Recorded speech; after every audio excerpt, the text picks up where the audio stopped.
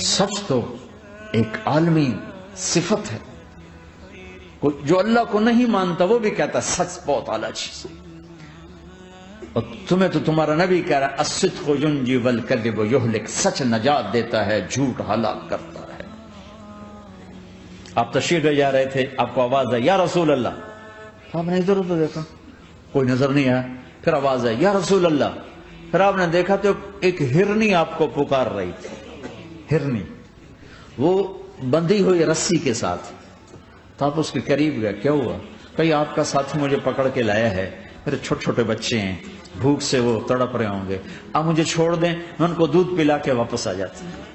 اب وہ پرائی چیز ہے، تو آپ نے کہا اگر تو واپس نہ آئی تو پھر، کہ اگر میں واپس نہ آئی تو اللہ مجھے آگ میں ڈال دے، جہنم۔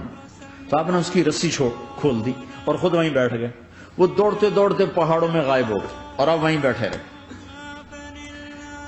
کچھ دیر کے بعد آپ نے دیکھا وہ پہاڑ سے اتر کے آ رہی تھی، کہ یا رسول اللہ میں حاضر ہو گئی، تو آپ نے اس کو رسی سے باندھ کے وہیں کھڑا کر دیا اور خود وہیں بیٹھ گئے۔ تھوڑی دیر ہوئی تو وہ آ گئے شکاری جو نے شکار کیا تھا، تو آپ نے کہا، ان کا نام کوئی نہیں موجود، تو آپ نے کہا میرے بھائی میری ایک درخواست ہے، آپ پوری کریں گے؟ کہ یا رسول اللہ کیوں نہیں؟ کہ یہ ہرنی مجھے ہدیہ کر دو۔ کہ یا رسول اللہ سب کچھ آپ کا ہے، کہ بس مجھے ہرنی چاہیے، کب لے لیں۔ تو آپ نے اس کی رسی کھولی، کہ جا بیٹی اپنے بچوں کے پاس موج کر، سچ نجات دیتا ہے، جھوٹ ہلاک کرتا ہے۔